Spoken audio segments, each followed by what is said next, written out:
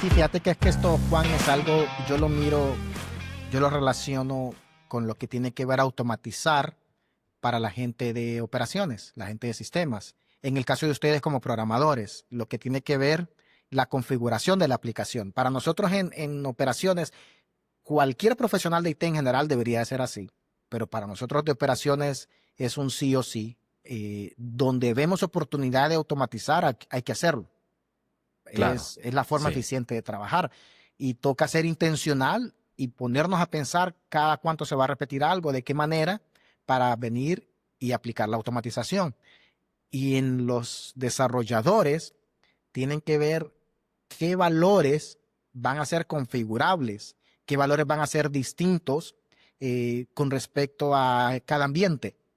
Va a cambiar la conexión de base de datos porque no es la misma en un ambiente de prueba que en el ambiente de producción. El API key va a ser diferente probablemente en el ambiente de prueba porque te pegas a un endpoint de prueba, no es el mismo de producción.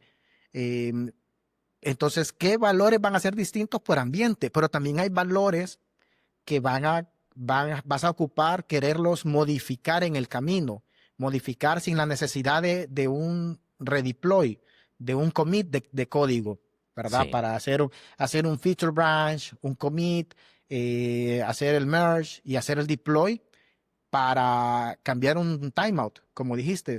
Probablemente no es la manera más inteligente de hacerlo, ¿no? Entonces, el developer en ese caso tiene que ser intencional al momento de pensar qué cosas pueden ser configurables para tenerlas de manera dinámica, ya sea en un archivo de configuración o en variables de entorno. ¿Qué cosas me van a estar evitando estar publicando constantemente para cambiar algo pequeño si lo puedo hacer en un archivo de configuración? Entonces, Ujú. yo encuentro esa similitud en cuestión de mentalidad, ¿no? Obviamente el trabajo es distinto, pero en cuestión de mentalidad, yo encuentro ese como un sí o sí de un developer, asegurarse de tener de manera configurable todo valor que lo amerite, ¿verdad? Entonces, por ahí no sé si vos lo ves de Sí. esa manera, Juan.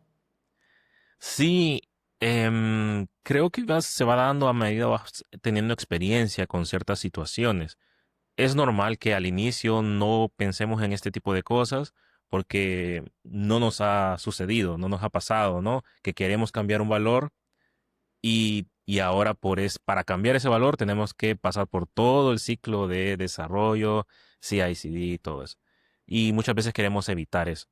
También se Ujú. puede, he visto casos, ¿no? Donde se encuentra un exploit en eso y podemos hacer todo un deployment extra inyectando valores, ¿no? Ujú.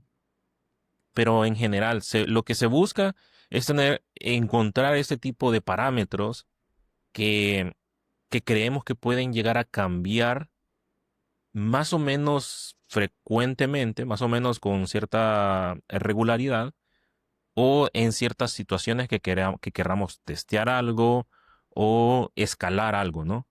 Por ejemplo, ¿qué pasaría si estoy yo procesando dos tareas concurrentes? Pero veo que mi sistema, debido a los recursos, debido al tráfico que estoy obteniendo, puedo incrementar esa concurrencia a, en vez de dos tareas, cuatro tareas. Ujú. Y lo podríamos hacer de manera manual.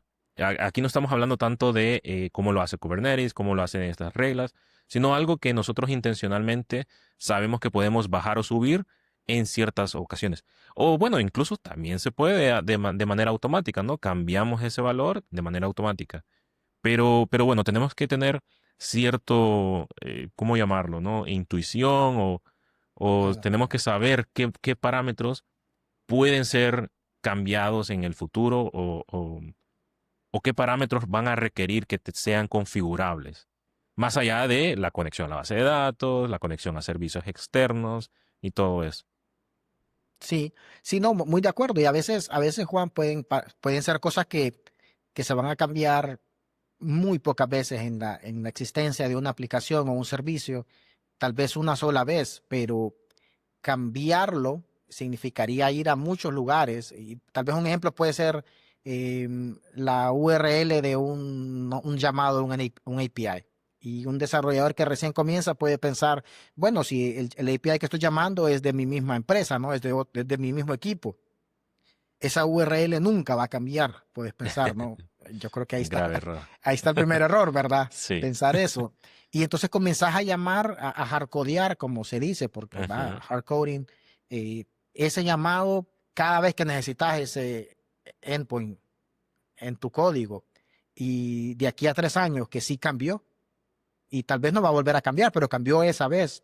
Si no hiciste bien tu trabajo, te va a tocar ir a todos los lugares donde hiciste el llamado a hacerlo. Mientras que cuando es archivo de configuración o variables de entorno, te fuerza a definir una variable al inicio. Y eso es que yo no soy programador, pero yo lo sé, ¿no? Te fuerza a definir una variable al inicio de tu código para igualar, o ya sea el llamado dentro del archivo de configuración o el llamado a la variable de entorno, Ujú. ¿verdad? Y esa parte como tal en sí mismo te ayuda a implementar buenas prácticas. Pero sí, es cosa que la da el tiempo y estamos dando como una introducción al tema, un preámbulo de por qué es importante y por qué nos involucra de manera directa a ambos desarrolladores y los de sistemas, pero hoy no vamos a hablar necesariamente de cómo identificar esas áreas o esos valores que tienen que ser agregados en los archivos de configuración en variables de entorno, esos configurables, si los queremos llamar de Ujú. esa manera, sino que vamos a discutir un poco más qué método preferimos usar, qué método es mejor, si es que hay uno mejor, hay uno peor, o archivos de configuración o variables de entorno. Y para una descripción corta, ¿no? Comencemos con archivos de configuración, si te parece, Juan. Está bien. Un archivo de configuración es tal cual como lo dice su nombre, es un archivo que contiene estos valores configurables de tu aplicación. Es un archivo que es externo a tu código fuente, aunque puede ser agregado en tu repositorio. Puede ser agregado en tu repositorio, porque al ser un archivo se pudiera obviamente meter a version control, lo puedes cometer a tu Git. Sin embargo, es fuera de tu código. Si no estuviera ahí, con tal que el archivo exista al momento que corra el código, funciona. No es necesario para el build de la aplicación. Y si tuvieras un archivo de configuración que es necesario para el build de la aplicación, lo estás haciendo mal. Juan nos puede dar más consejos en ese sentido porque él es un programador, pero aún desde alguien como que trabaja en operaciones, yo sé que si necesitas un archivo de configuración al momento de hacer el build, algo estás haciendo mal. Entonces, por eso decimos que son fuera del código, aunque se pueden agregar en tu código.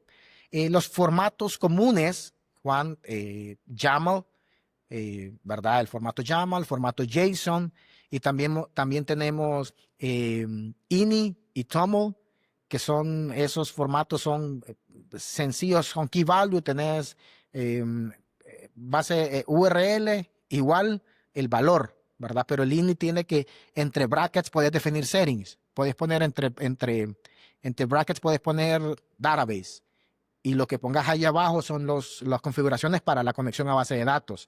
Y en el otro puedes poner, no sé, users, y lo que pongas ahí abajo son configuraciones para los usuarios, ¿verdad? Y eso es lo que, eso tiene de esa manera funciona el INI y el TOML son similares. El TOML lo hace para crear como arrays también en la Sí, los he configuración. visto cuando estoy configurando algún servicio o algún programa que descargué o, por ejemplo, Traffic. Traffic tiene TOML, Ajá. soporte para TOML. Pero bueno, hasta el momento me he rehusado, Douglas, a aprender esos otros formatos. Yo me he quedado con JSON y YAML y voy a resistir lo más que pueda hasta que me toque. Sí, yo creo que, mira, no tienes que resistirte. Realmente de hecho, casi que la industria se ha quedado en JSON y YAML. Yo en lo personal prefiero YAML y si no, Ujú. pues JSON. Sin embargo, muchas veces si tu aplicación es sencilla, a veces ni siquiera tiene que ser ninguno de estos formatos. Puede ser una lista de key values y vos asegurás tu aplicación que lo lea. Sin embargo, usar uno de estos formatos te permite usar una librería preexistente, ya sea del mismo lenguaje que estás usando. Ujú. Estoy seguro que Go tiene de manera nativa las librerías que pueden leer esos formatos y muchos otros lenguajes lo tienen, a que si yo creo mi propio mi propio formato de archivo de configuración, me va a tocar a mí codificar cómo leerlo, cómo hacerle parsing o Sí. parsearlo, ¿verdad? Como se usa la palabra en Spanglish. Pero en fin, esos son como los formatos más comunes. Algunas ventajas que quiero mencionar, Juan, aquí, una de ellas, si vos me vas a decir qué pensás, es que tiene como una claridad y legibilidad inicial. O sea, con verlo, vos tenés una idea de qué es. Mientras que si tenés variables de entorno, sobre todo al momento que las ves en el sistema operativo, y ya vamos a hablar un poco más de ellas si alguien no tiene la definición clara, pero te aparecen en cualquier orden. En cualquier orden te van a aparecer. A veces pienso que es en orden alfabético, pero luego miro bien y no están en orden alfabético. A veces ni yo mismo entiendo cómo las ordenó el sistema operativo para desplegarlas. Pero, en fin, el archivo de configuración normalmente me genera una mayor visibilidad, porque si tenés un JSON vas a comenzar que dice arriba settings y luego la Ujú. siguiente dice database y dentro de database tenés la jerarquía, ¿no? El Claro. usuario, el password, el puerto, el método que uses. Entonces son más legibles. No sé si eso para mí como alguien de operaciones, cuando el desarrollador me dice, este es el archivo de configuración que necesito, para mí es fácil entender cuando me dicen cambiar el puerto de la base de datos en el archivo de configuración, ya sé dónde ir, es fácilmente legible. Y no ocupo que me digas cómo se llama, ¿verdad? Mientras que con las variables de entorno, normalmente me tienen que decir, si no me va a costar encontrarla, ¿no? Me tienen que decir cómo se llama la variable en particular. Entonces, esto Sí. es algo que para vos como developer es un valor significativo para decidirte a utilizar archivos de configuración por sobre variables de entorno, o es algo que es irrelevante. Sí, definitivamente tienen un peso más grande para mí los archivos que las variables de entorno. Aunque también se puede tener un archivo .env y hay muchas librerías que leen ese archivo y lo pasan a variables de entorno, lo cual nos brinda esta visibilidad que mencionabas, ¿no? Ujú. Em, Muy cierto, sí. por ejemplo, hay muchas librerías que descargamos o herramientas que podemos descargar de GitHub y en el repositorio podemos ver que tienen un archivo llamado .env.example. Y ese es el archivo donde tenés toda la lista de las variables disponibles o las variables que espera el sistema, o la aplicación, perdón, con los posibles valores. Eso por un lado. Sin embargo, aún así, bueno, no sé si vamos a hablar sobre o vamos a hablar sobre las ventajas y desventajas, pero de antemano yo puedo anticipar que prefiero los archivos de configuración porque para mí es más fácil predecir cómo va a venir la información. Y en esto me refiero tanto a la estructura, la jerarquía que mencionabas, como a los tipos de datos. En las variables de entorno, al final del día, todos son texto. Sí. En cambio, con los archivos YAML, uno puede definir los tipos numéricos y tenemos los objetos, que son estas jerarquías, y eso nos da como una mayor estructura al momento de utilizarlas.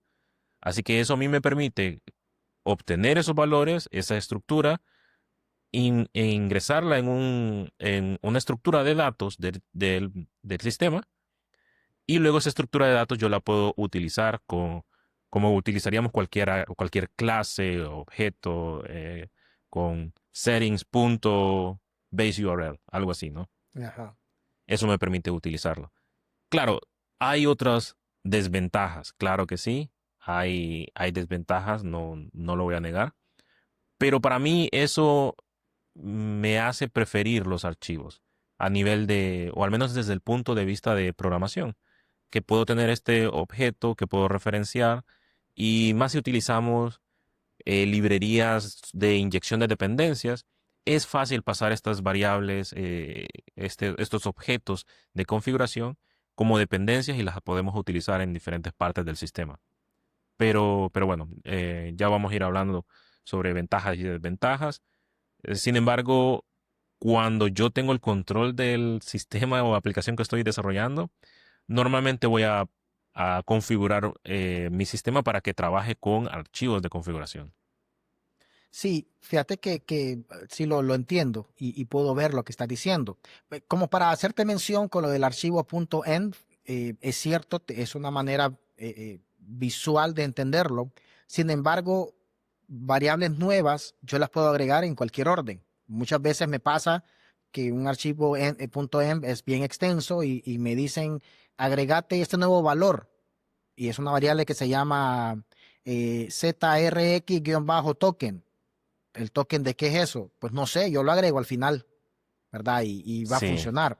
Entonces, a la hora de la legibilidad, no sé qué le compete a qué. claro, sí. Mientras que en un YAML o un JSON o un INI, vos me vas a decir, en la sección de base de datos, agregas esta variable. Entonces, Sí. es parte de la configuración de base de datos.